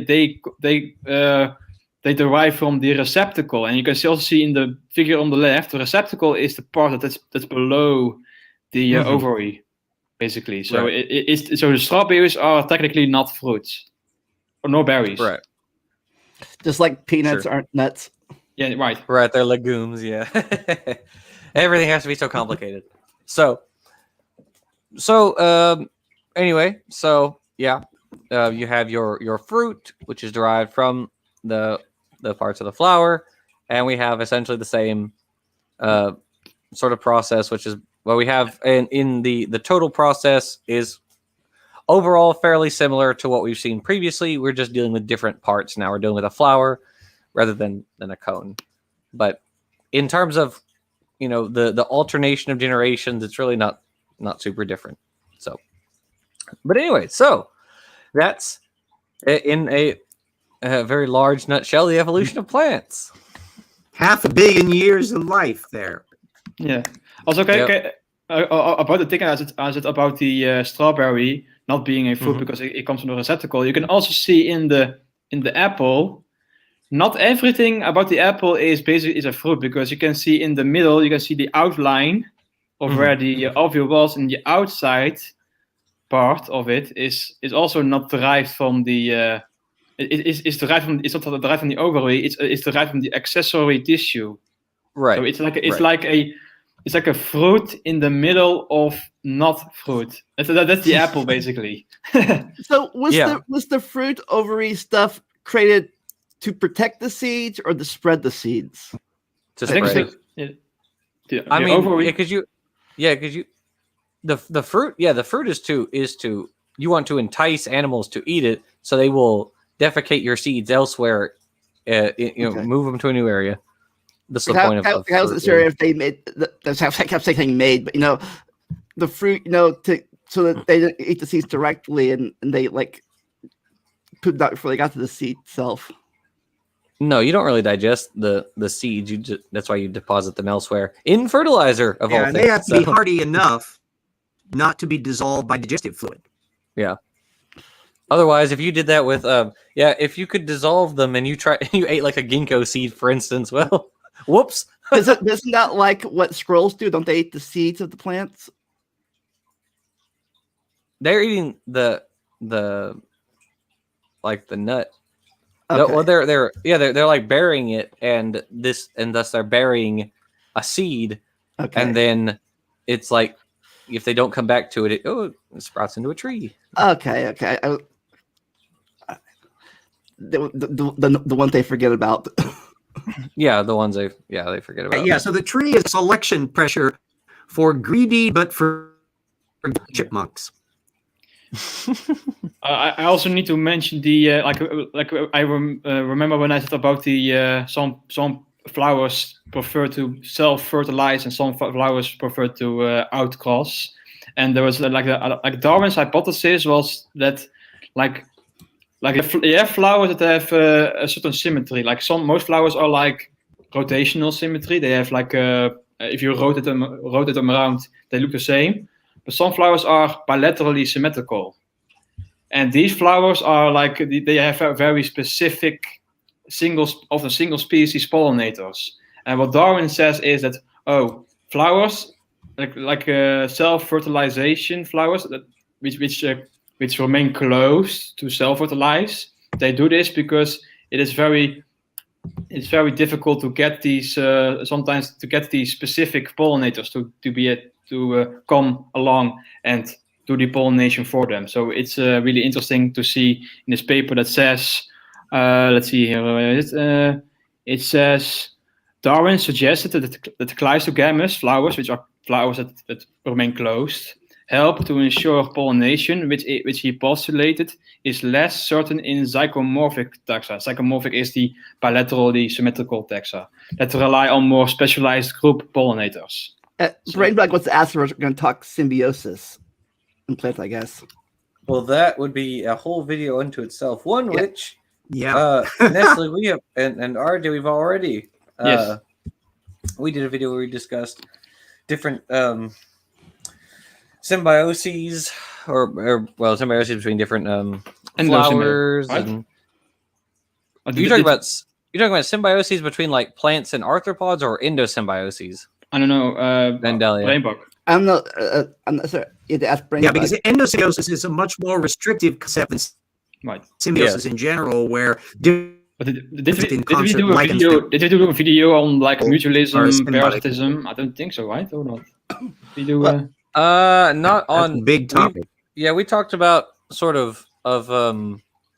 we talked sort of broadly about the like symbiotic relationship between like hummingbirds and flowers, or between arthropods. Like we talked about the fig wasps, which are like super specific to particular species of figs. Yeah, it's ridiculous how narrow they are. Yeah, another reason why figs are not fruit, because only the like the very tiny specks inside them are fruit, and the whole thing is like just a very highly modified receptacle.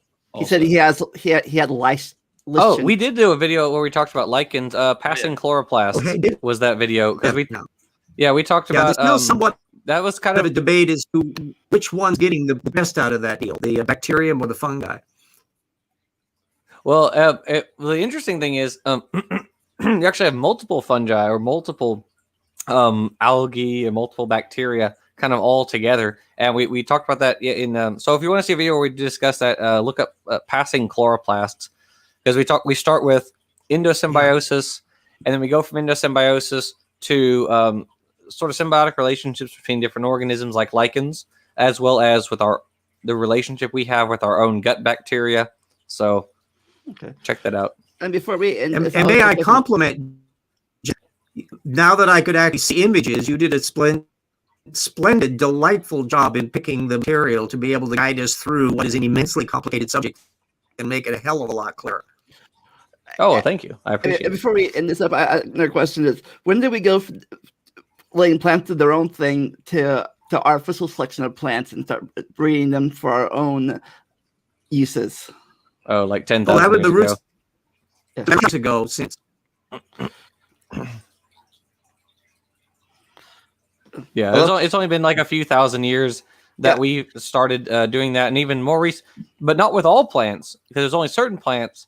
And then in more recent times, in like the past few thousand years, we have looked at other plants and we've started selecting them, and they're not all at the same time, at kind of different times over the past few thousand years. I think we started to do agriculture like around 10,000 years ago, when the climate remained stable. It's a long part there. So we did fire before we did art before we domesticated plants. Yeah, like did we just say the ones that tasted the best, or like just pick the ones that looked pretty that use, or? And this is also the old joke that I've heard. Hey, I just dropped out of a chicken. I wonder if it tastes good. And this is also a thing that I discussed with Dapper Dinosaur. We were talking about the how language developed, and it's basically the development of agriculture gave rise to civilization also, and of course, and when we produced a lot of like stuff with agriculture, we needed a system to keep tabs on how much we produce and where everything goes. So that necessitates the development of mathematical things and astronomy to work out when flood seasons are going to occur. Yeah, it had a huge synergistic effect for the development of things. Yes, it's really like that one plant, Brachia. I can't pronounce these things. The plant that became. Don't worry. Cauliflower and lettuce and Brussels sprouts. It's like, what happens if we decide to make this leaf better? Let's make this big. Let's make this bud bigger on this plant. Let's make this bigger on this plant. Or brassica. Brassica. Yeah, like how we can turn these. And this is a very interesting story about Brassica. Like you have like one species, but you have also like other species who form a triangle of you. It's called, and if you look it up, it's really interesting. It's basically some species are like the hybrid of other two species, and another one species is the hybrid of the other two. They are like, yeah. It's really like if you look it up. Brassica rapa, I believe, is a combination of all three, isn't it? Right. Or is a combination of the other two, I think, is the... I can show it to, maybe I can see it. So I don't know how speciation works in plants, but can you still crossbreed different brassica plants with each other, or are they far apart? Oh, it's kind of the same as like in animals. If they're too distantly related, you're not going to have the hybridization. But if they are close enough, you can. But there's also weird things like grafting between plants, which is another weird issue that plants have that we don't really have. Yeah, I'm sure Nestle would know more about that than I do. So, about what? Like grafting. I said like grafting is a weird thing where it's like you don't have to have the same species or whatever, but they can have.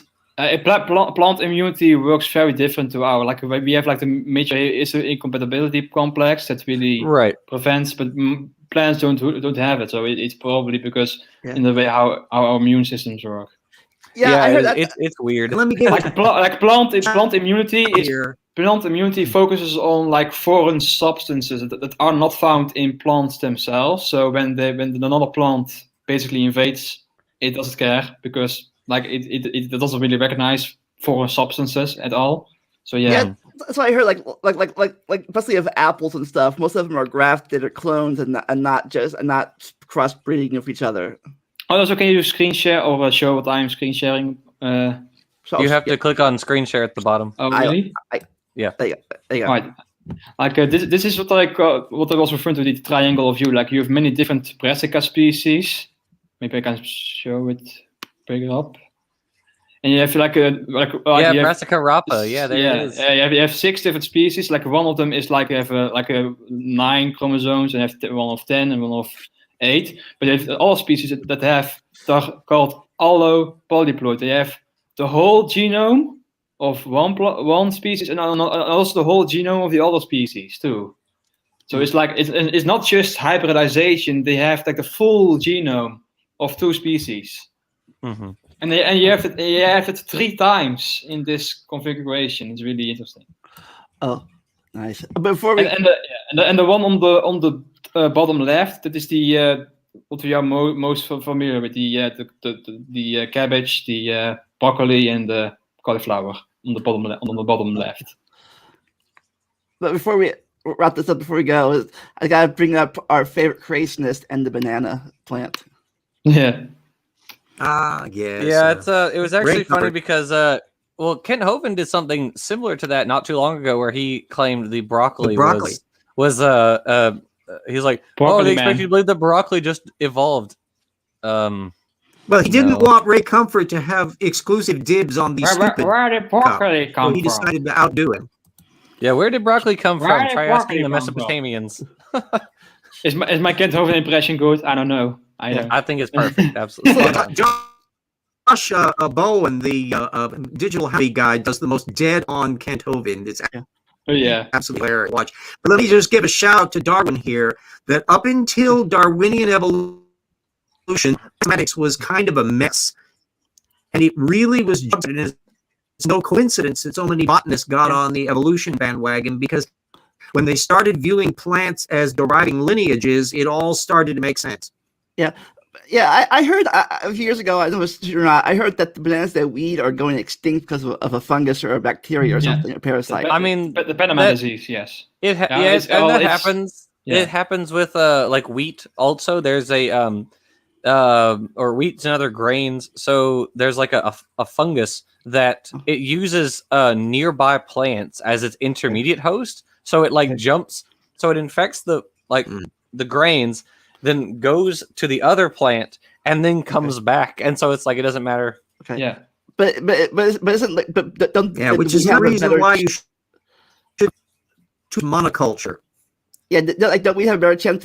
Don't we still like we're not like cloning wheat, are we? We're still, but bananas we are cloning, aren't we? But it's interesting. Like bananas are like triploid. They have 3 copies of their genome. Like plants are usually okay with polyploidy, unlike animals. Like the animal polyploidy is really rare.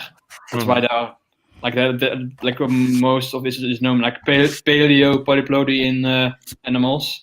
But in plants, if you have like everything is fine in plants unless you have like an odd number of genome copies. When you have like in bananas, you have triploid, and when you have that, it messes up the meiosis process. So you can't have seeds anymore, and that's why you only see tiny specks in the banana. These are the vestigial seeds. Nothing left almost. Yeah. So is there still natural I ate a bananas banana out this there? morning, and not one did I think Ray Comfort. They're still out there. Okay. They're still out there. They just look like almost spherical or whatever. They're weird. They're full of seeds and they are not hugely edible. Yeah. Just making sure hopefully we can get a new species of bananas out there. We can start eating if the bananas that we eat now are killed off forever. Yeah, Good luck. And there are attempts at breeding again, so that they are like planning to like making them again even polyploid, like maybe 4 or just 2 genome copies, and then they breed it, and then they put it back to triploid again, just to make it seedless. So it's really a roundabout way of breeding again. But this is my field because I am doing my master's in plant breeding. Oh, nice. Yes. If I knew that, I'd invite you on too to begin with. Well, my education mostly focuses on like the how to apply breeding or plants in the present. I didn't study really the paleontological history of plants, but I did that at one lecture of one course on like the evolution of plants. Okay, and I guess next it'd be like different artificial plants that take forever to grow, like apples and stuff like that, and the quick plants like wheat and corn. Right. Mm-hmm.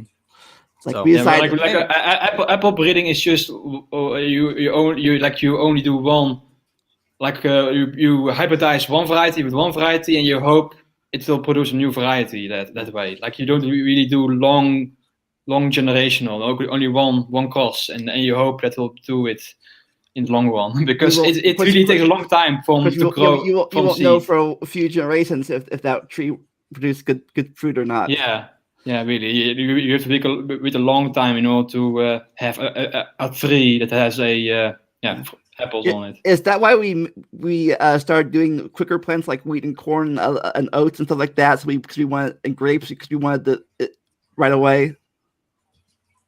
I don't know. Like I think there will still be a demand. A long time to get going. There will still be a demand on apples. Like people like apples, so they really are invested into keeping the apple breeding going. Yeah. So, you guys have anything coming up on your channels you want to advertise? More videos. Go watch Jackson. I don't do much on my channel, so go watch Jackson. We'll be doing more videos. I still got my weekly evolution hour stuff.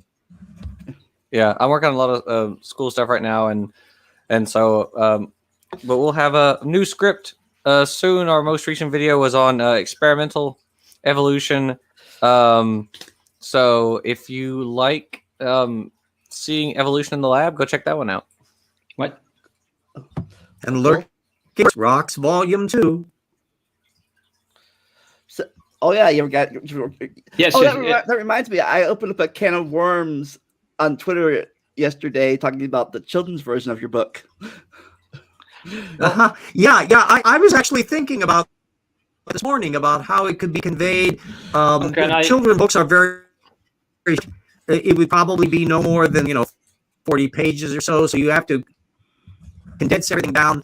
I was figuring maybe they could have a couple kids, characters who would be investigating things and bumping into the Mr. Tortugan that keeps on the little saying the wrong stuff. I would say we just give them a slogan. I say we just give them a slogan. Don't do creationism, kids. Yeah. The new creation is Kids on the Block. Yeah. The rock, Mothers, you don't want your children to grow up to be Canthovian. rock mascot. I got to answer like one the brain bug in the live asked about you have one called you had one banana. I think it was the Gros Michel, if I remember the name correctly, and that is the banana from where the artificial candy flavor is derived from. Like if you ever tasted the candy banana, I don't know if you have. And you tasted it. It doesn't really taste like the banana that you are familiar with, but it does taste like the Gros Michel that is now no longer available on the market. Yeah. Yeah. It's like I heard. It's like I heard that some wheat now is different than the wheat parents ate in the 50s. Right. But anyways, everyone check out their links in the description. There was a fungus that killed off the European wine crops in the 19th century, and the wine that's grown in Europe today, in France, was from graft taken from California vines that were independent of it. So that's how things can shift in the Yeah, okay.